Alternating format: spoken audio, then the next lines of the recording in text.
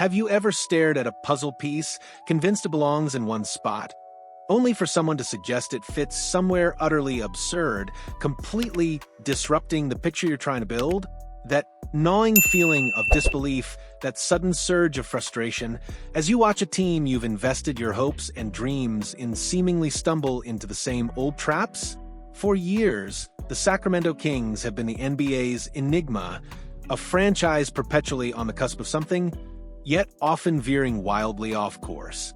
Just when you think they've finally learned their lessons, when the pieces seem to be aligning for a genuine playoff push, a rumor drops, a whisper turns into a roar, and you're left scratching your head wondering, are the Kings truly committed to building a contender, or are they just playing a cruel joke on their long-suffering fanbase with moves that defy all logic? The air around Sacramento is thick with anticipation as the 2025-26 NBA season looms large. There's a palpable buzz, a sense that this could finally be the year the Kings break free from the gravitational pull of mediocrity and firmly establish themselves as a force in the Western Conference. After all, the front office made a bold, albeit surprising, decision this offseason. They elected to keep their formidable core of Domantas Sabonis, DeMar DeRozan, and Zach LaVine together. This wasn't the rebuild many around the league had anticipated. Instead, it was a declaration, a doubling down on their belief that this veteran-laden trio, combined with their rising young talent, could finally push them over the hump. And to their credit, the Kings haven't just stood pat. They've actively sought to bolster their ranks, adding intriguing pieces through the draft and free agency. The 2025 draft saw them bring in the promising Meek Clifford and Maxi Reynaud, injecting fresh, young talent into the pipeline. Then, in a move designed to add veteran savvy and playmaking off the bench, they secured Dennis Schroeder in free agency. These were calculated steps aimed at shoring up weaknesses, adding depth, and providing the kind of complementary skills that elevate a good team to a great one. The message was clear. Sacramento is serious about making a deep run, about not just sniffing the playoffs, but truly contending. Yet, despite these seemingly positive strides, the Kings remain a constant subject of trade rumors. It seems no matter how much they try to solidify their roster, the rumor mill churns, particularly when it comes to their reported pursuit of Golden State Warriors forward Jonathan Kuminga. This pursuit, while understandable given Kuminga's potential and fit, highlights an ongoing restlessness, a continuous search for that elusive missing piece.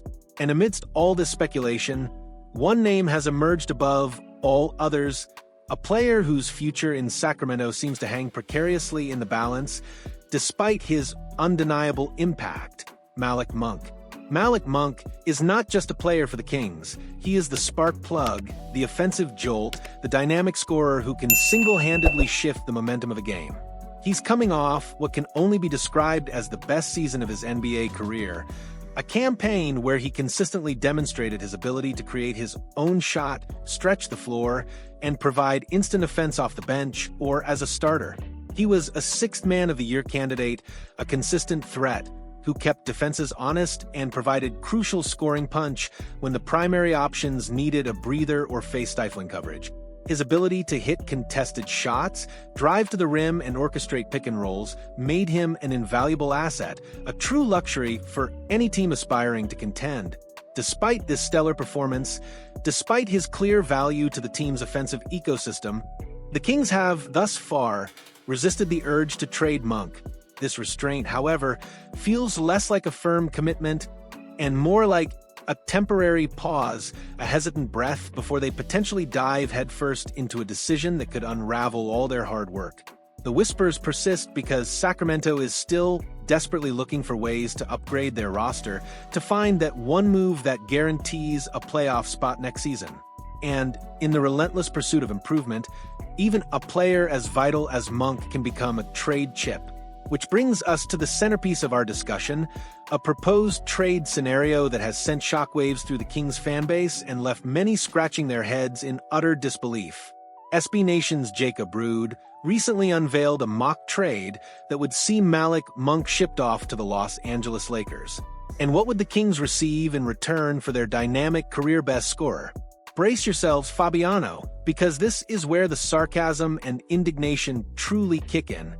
the Kings would land Gabe, Vincent, Maxi, Kleber, and a lottery-protected 2031 first-round pick. Let's dissect this, shall we?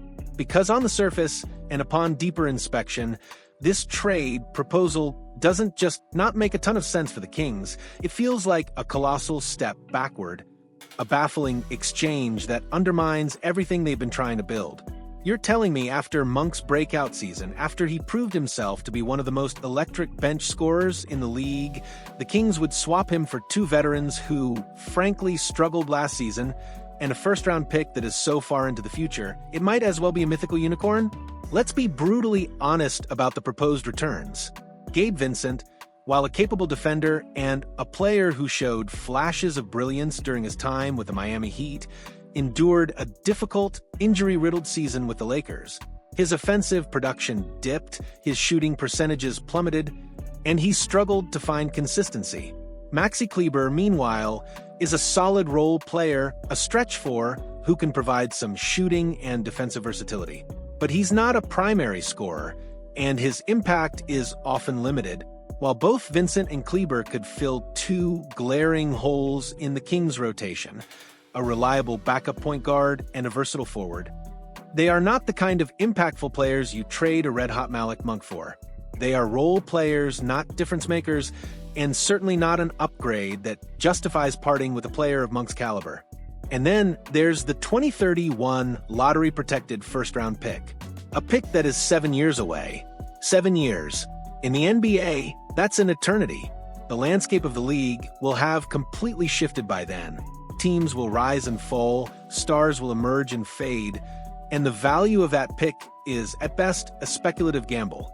Lottery-protected adds another layer of uncertainty, meaning if the Lakers are bad enough, the pick could convey as multiple second-rounders or be pushed even further down the line. This is not the kind of immediate, impactful asset a team chasing a playoff spot now should be targeting. It's a consolation prize, a future dart throw, not a cornerstone piece for a team trying to win today. The stark reality is that the Kings would be swapping one of the best, most dynamic scorers on their roster, a player who consistently creates offense out of nothing, for two veterans whose recent performance has been underwhelming, and a pick that offers no immediate benefit. This isn't an upgrade, it's a downgrade. It's a move that screams desperation rather than strategic brilliance. It suggests a fundamental misunderstanding of Monk's market value, especially coming off his career year. Any general manager worth their salt would recognize that Monk, at his current trajectory and production level, could command a significantly larger return from another team this offseason. This isn't just about a bad trade proposal, it's about the broader implications for the Sacramento Kings. If they were to agree to such a lopsided deal, it would send a chilling message to their fan base and to the rest of the league. It would signal a lack of conviction in their own core, a willingness to sacrifice proven talent for questionable returns. It would undermine the very identity they've been trying to forge, one of a fast-paced, high-scoring, exciting team. Monk is integral to that identity. His ability to push the tempo, to create in transition, and to hit timely shots aligns perfectly with the modern NBA and the Kings' desired style of play. To trade him for such a meager package would be to take a giant step backward, to squander the momentum they've built, and to risk alienating a fan base that has endured decades of false dawns and broken promises. It would be a stark reminder of the Kings' past struggles with asset management and their perplexing tendency to make decisions that leave everyone scratching their heads. The pursuit of Jonathan Kuminga is a worthy goal, but not at the expense of gutting your team's most reliable offensive spark for pennies on the dollar. As the trade rumors swirl and the mock scenarios proliferate, the question for the Sacramento Kings remains: will they make a move that truly elevates them, or will they fall victim to the kind of short-sighted decision-making that has plagued them for far too long? Will they recognize the true value of Malik Monk, or will they, in a moment of baffling desperation, trade him away for a package that makes absolutely no sense? The fate of their playoff aspirations, and perhaps the very trust of their loyal fan base, hangs in the balance.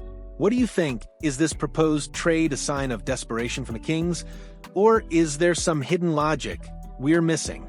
Would you make this trade if you were the Kings GM, Or would you demand a much higher price for Malik Monk? Let us know your thoughts, your outrage, or even your surprising agreement in the comment section below. If you found this deep dive into the Kings' perplexing offseason moves as frustrating as we did, make sure to hit that like button and subscribe for more unfiltered, passionate analysis of the NBA's most intriguing storylines.